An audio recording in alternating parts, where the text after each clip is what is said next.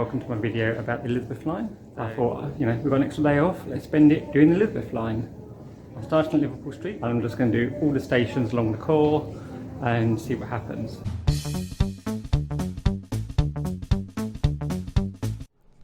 It's here and only about 2 years late and billions of pounds over budget, but Now the reason I decided to do Liverpool Street first is because it would be the station probably I'll go through most in my entire life, because I commuted through it for 5 years and then moved to London and now I've been commuting through it for like 12 years. So that's twice a day plus weekends and pretty much been my gateway to lots of things. So it's always going to have a special place in my heart, and it's a bit of a boring station normally to do that, but it's now got Purple Line, so at least it's got something new. And the special thing about the Elizabeth line at Liverpool Street is the platforms, which are either side, have a passageway in the middle. It goes all the way through. It's the only station to do that. Some speculation that's just because people might want to transition from Liverpool Street through to the Northern line without having to go through Gate Line, which would actually charge you on a pay-as-you-go. So maybe that's the reason, or maybe it's just they wanted to do it so you could stay dry when it's raining.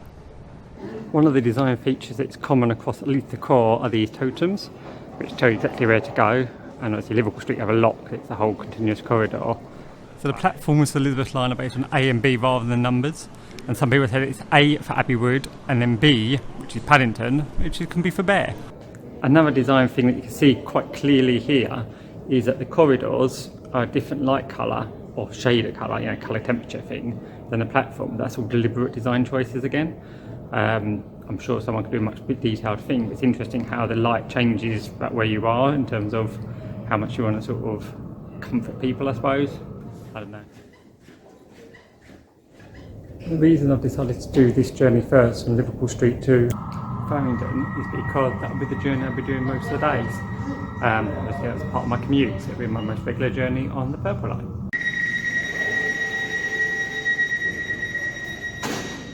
And this is what I mean about the central bit not being walkable. At all the other stations it's sort of blocked off in the middle. I don't know if that's just for plan or actually they didn't do the tunnel, but where you've got the escalators and stuff that end, it just goes straight through to a dead end. So all the Elizabeth line have the core bit, the same sort of overall architecture and panelling, but it's actually at the escalator and at the ticket hall levels that they get customised. The unique artwork for Farringdon seems to be these geometric shapes, which I think is because it's a design area historically. I mean, there's recently a design week, so obviously that's something they're actually pushing for.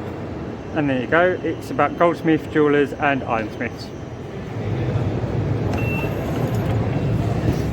So one of the points about Farringdon, which is a bit stupid, is that the official journey between the Elizabeth line to the tube is actually external, because here's the entrance to the Farringdon station tube lines, but you have to go outside to get to the Thameslink and Elizabeth lines. So yeah, I wonder if at some point they'll do like a covered walkway between here and there, because otherwise people are going to keep using the Thameslink platforms, it's going to get messy. Also, one of the most stupid things about Farringdon station, which I notice every day, there's a Pret a Manger right here and another one literally across the street. I mean, that's peak London for you. And yes, I might have moaned about Pret, but had to get coffee.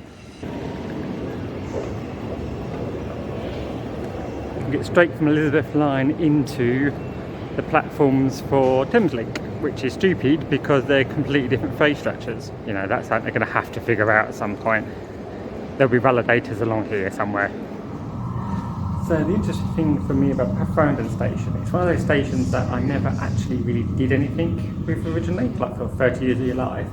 And then it's become like the centre of my life. How I used to get to Croydon when I used to do the Brony meetups. And it's also the gateway into Brighton, which obviously has memories in terms of both for the sort of social side of things and where I went to get my hormones for the first time. So it's very important to me.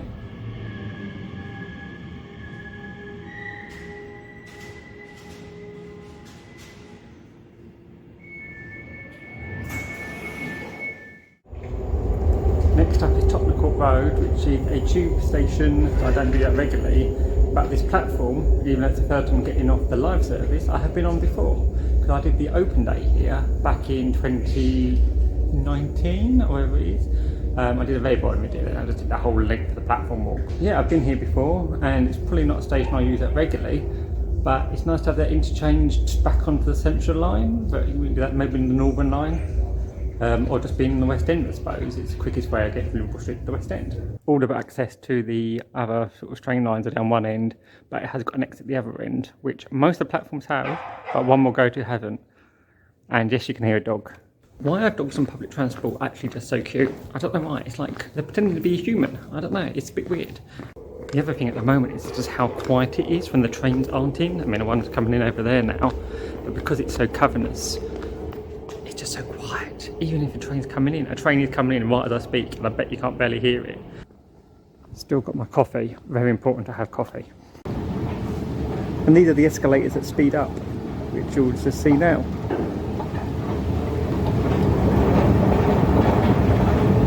That is very off-putting when the escalator randomly speeds up on you. At Tottenham Court Road seems to be this sort of grid design, which I think is supposed to represent all the streets, and people have been able to recognise. I recognise that diagonal street, diagonal. I'm trying to point to it, but I've still got a coffee in hand. I don't know what the -1 is, but all the lifts sort of seem to have, it's not just like platform things here. Some of them go down to like -8 and -9. It's all very weird. They do provide these very handy sort of lift guides to tell you all the ways of getting everywhere, which is very complicated. Now, one of the things about the lifts at a lot of the stations is because obviously they can't do a thing all the way down to the Elizabeth line because it's so deep, you have these mezzanine levels where you have to go from one lift to another. They're normally right by the escalators, and then you can see sort of the escalators like you can right here. So it's all very odd in that regard, but it's how they have to sort of get around all the pipe work and other tunnels and structures. One thing about all the Elizabeth line I find so far is there's so much staff around. I don't know if that's normal and that's going to be an ongoing thing, or it's just for these first few weeks and months as people get used to the line. I may have been wrong about the design choice. Has always been the black with the white dots, because this end of the station it's white with black dots. Down here at the Tottenham Court Road end it's the white with the black spots and big adverts for obviously the Jubilees. So yeah, this is all the white bit. Although it's not all black and white, because there's also this red section. Now what this special bit about this red section is, apparently there is a theatre that either is or used to be above here. So this is actually the spot where the red curtain used to come down. So yeah, they've put a little bit of the local culture still in the station. So you know, it doesn't really cost much to do, and you think the amount of sort of extra sort of geekiness that you get for the sort of nerds like me, but also just the niceness to a station, just to have these little personal touches everywhere. I mean, I don't know exactly what the time is. I could have looked at my watch first, but it's definitely getting busy already, which is why I'm doing the core bit of the car section. Sorry, I just put my coffee. The core bit first, because it's just going to get busy with the Platinum Jubilee. And now on to the next station, which will be Bond Street. So here we are at Bond Street. That's not Bond Street, because of course Bond Street isn't open yet. And that's not unsurprising given how complicated Bond Street seems to be for some bizarre reason. So here we are at Paddington. So at Paddington they seem to use this mezzanine level to get from the platform on to sort of a bit before the ticket gate, which I assume is to do with the narrowness, because there's no central core bit here. So that way obviously they can get people away from the platforms and up into a sort of better area straight away. I hear another excited doggo. Can't see a doggo, there is a doggo. So Paddington Station is a station I haven't used that much. So it doesn't have much in the way of a personal interest to me. But things it has done is taken me to Oxford for work, but it took me down to Bristol for the first time that I helped run Ponycon. So that had memories, and also been to Bath a few times to visit some friends.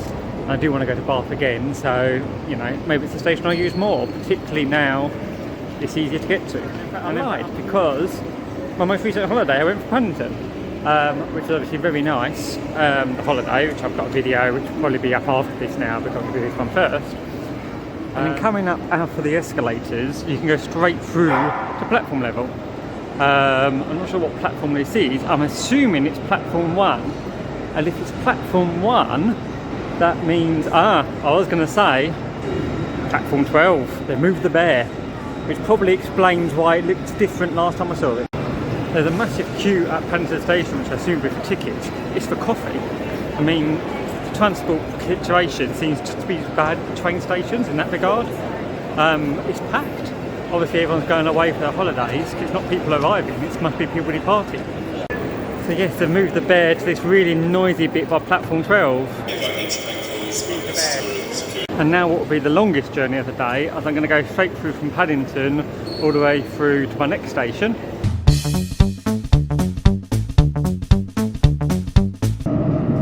So the last carriage, or first carriage depending on which direction it's going, had this longitude seating only, which is quite interesting. So maybe they're expecting the end of the trains to be a lot busier and therefore need more space for people to stand. But compare that to the rest of the train where you have this mixed sort of seating, which is quite common on a train this wide. I do have a carriage for myself, so I did feel like I could speak at this point, even though I keep getting interrupted by the lovely woman with her automated announcements. See it, say it, sort it.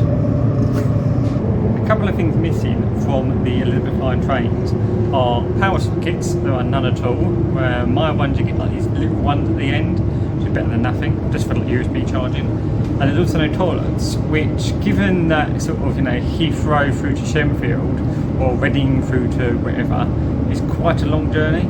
A bit surprising in some regards, but then it's supposed to be a metro service. So, as people have called it, it's an intercity style train on a metro style service, because the train's big and massive. So that's a bit odd. I mean, you've got some stations with toilets in them. I know Liverpool Street's one, I think there's some at Farringdon. The Liverpool Street ones are outside the gate line, so it's all going to get a bit, I don't want to say messy, because like anything else, but it's not the best, I think. So here I am at Whitechapel, which again is a station I haven't ever really used, but one time obviously I did use it, was to come here from one of the open days.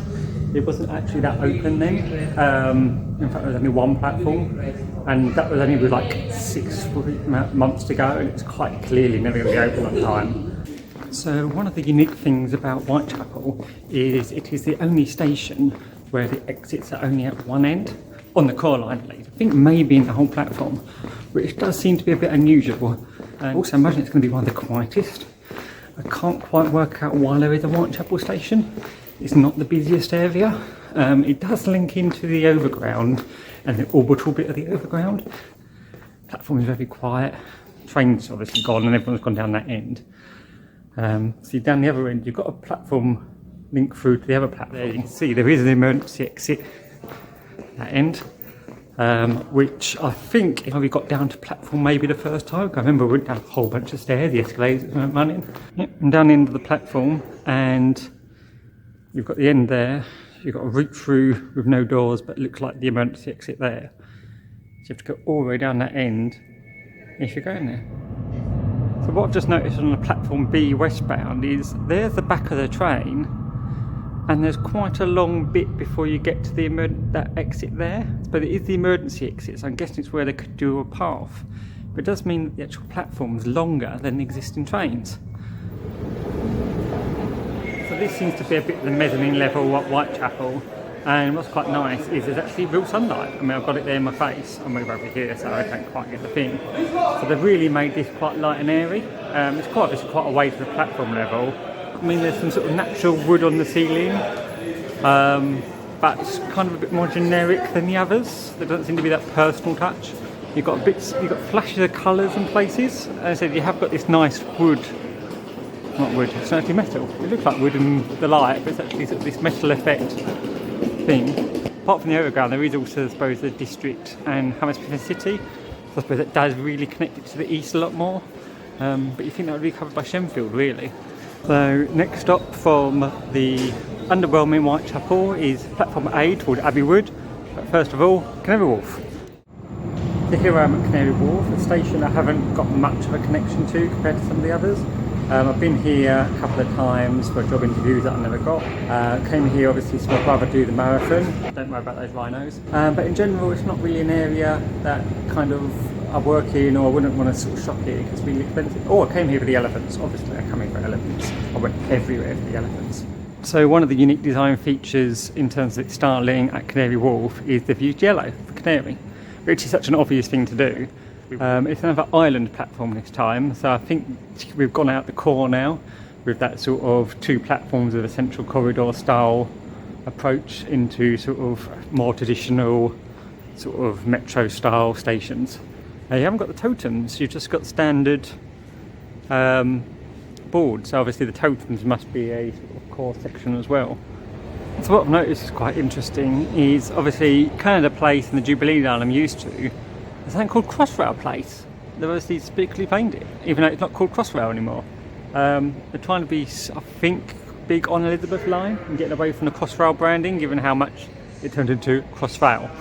And then you've got this middling level again, where you seem to have the dual gate lines, exit both ends. So let's go above ground and get myself another coffee and something like that.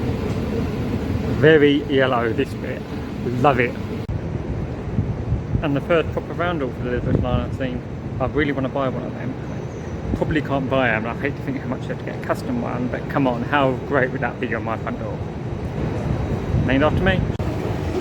Now, quick side visit at Canary Wharf, because there seems to be this new roof garden or something. Well, they say roof garden and there seems to be green trees, which is always nice.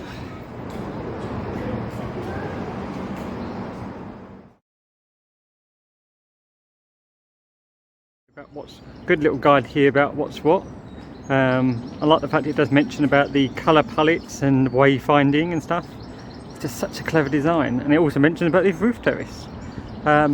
It's just gorgeous. I mean, I just, you know, I love London sometimes. So I now say goodbye to Canary Wharf.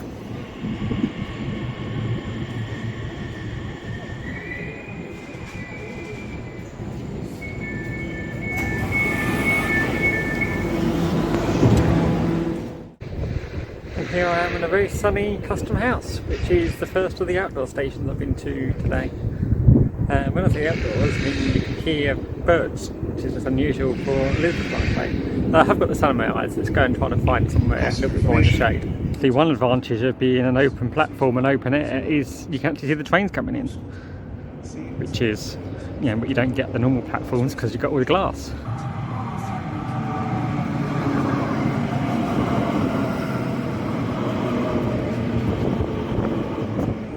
And the only reason I can think you'd ever come to Custom House is for that building there, the Excel Centre, where for me personally I have come for MCM, Comic Con a few times, some good cosplay experiences there, and also went for the Olympics, and I think that's the only times I've been there. I've never been there for anything like proper work based. I've been there for fun things. And being an outdoor station, you actually get, you know, overhead view of the train for a change. It's just a train, because that's the difference between that and the tube. Now, one of the main differences I think between this station and all the others so far is it's a very generic station. There's nothing special about this one. It's nice to see there are actually toilets, which is sort of always a handy thing. But yeah, it just feels like a DLR station, because obviously originally it was a DLR station and they've just tacked on the Elizabeth line on top of it. So yeah, the whole thing feels a bit bland. I mean, you even have to press the button to get on the train, which I'll be doing in a second. I have to go from the second to last stop, Woolwich. It's outdoors, it's sunshine when there's sunshine, it's dark when it's dark. Platforms are open, so you can see the trains coming out. It's a quite a noisy line. And yeah, as train stations go, it's a very functional sort of thing. You just get in an early stage of a computer game about train stations of two lines that connect to each other. There's no real colour, there's no branding, there's nothing to make it special really. It's a bit of a shame.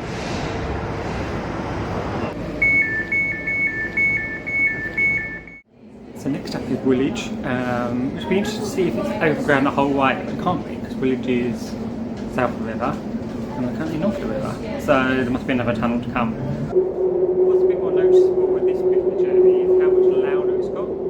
I don't know if you really hear me.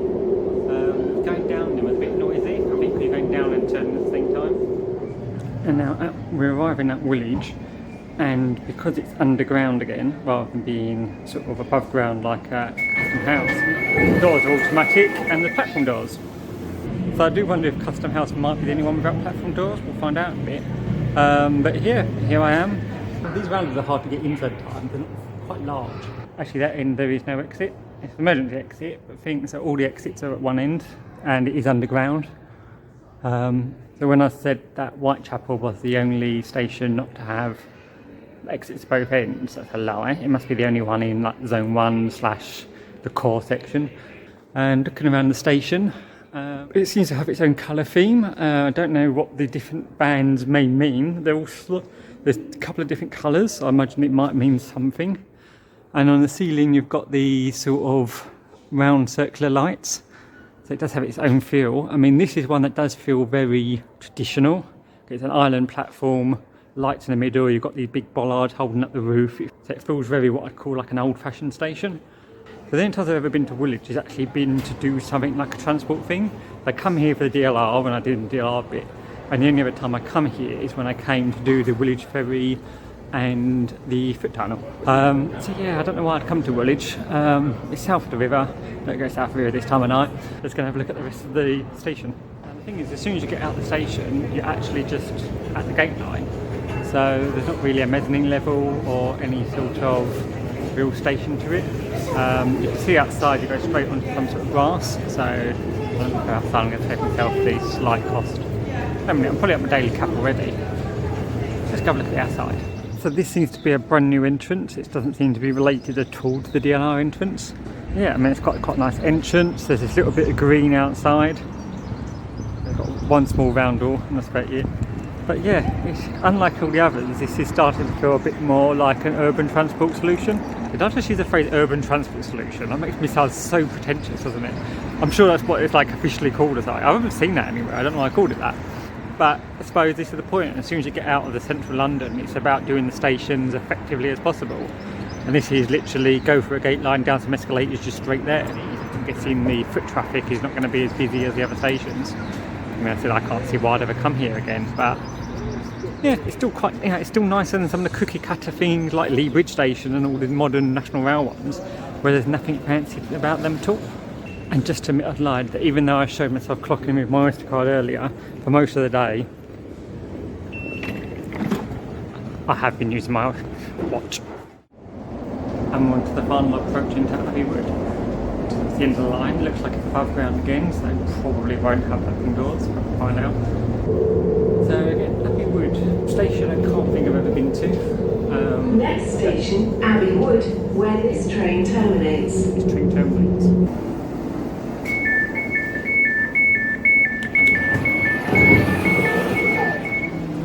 And here we are in Abbey Wood, which is again a very narrow island platform. I mean, you can literally see the train the other side of it.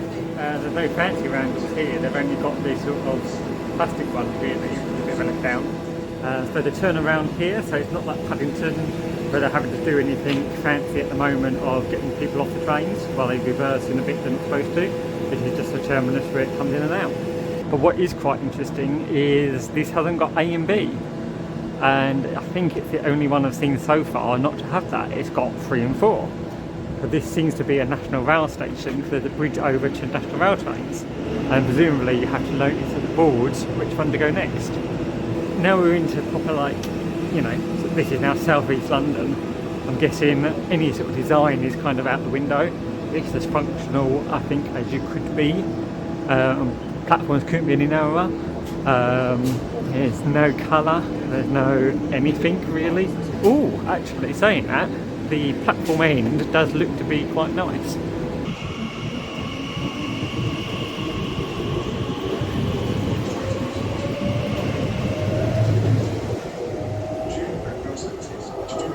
So I was saying, the end of the platform has like a bridge over and like a ticket hall, which I'll go and see, and that looks a bit nicer.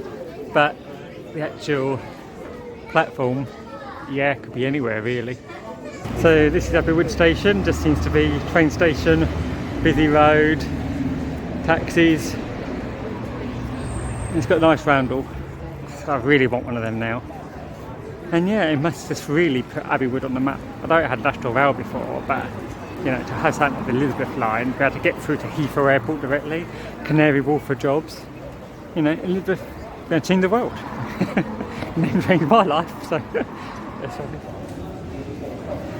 and obviously the good thing about this station is, like all the other ones, it's fully accessible. There's lifts here. I think we lifts for both the National Rail side and the Elizabeth side. Also, as someone else pointed out, I was doing that for another video, it's like, I like the idea when they have the line, like Paddington had the lines to say go here for Heathrow, go here for that. There's none of that here, so if you're just not familiar, it's a bit hard sometimes to Wi-Fi, but then other people have said it's a lot easier.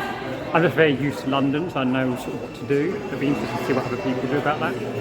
And one last handy thing about Abbey Wood, there are toilets here, so you know, it's quite handy again, particularly if you're going to start off a journey that could be quite long all the way through to Reading. This has been Liverpool Street on the Elizabeth line. Yeah, it's very fun to do. Whether or not the video will come out, I don't really care at this point. It's got me out, I've done my steps of the day. I hope everyone had a good Platinum Jubilee. Yeah, it's video up now, because if not, it's been a huge waste of time, but a huge fun while I was doing it, which is actually the point. And I did manage to get myself a couple of coffees and a chocolate muffin, so you know, better than sitting at home doing laundry, isn't it? Take care everyone.